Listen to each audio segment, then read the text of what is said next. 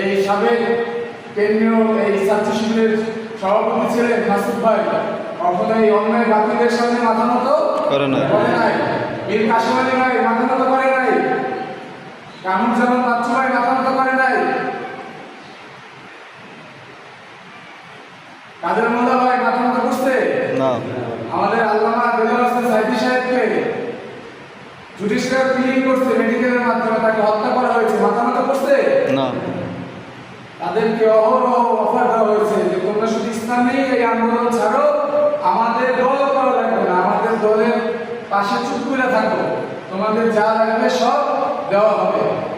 কিন্তু আল্লাহ সুবহানাহু ওয়া তাআলার যে রহমত, যে ব্যক্তি একদিন ইসলামী আন্দোলন শুরু করেছে, আলেমদের সহবতে গিয়েছে, আলেমদের সাথে থাকার তৌফিক পেয়েছে, সে কখনো বাতিলের কাছে মাথা নত করতে পারে না।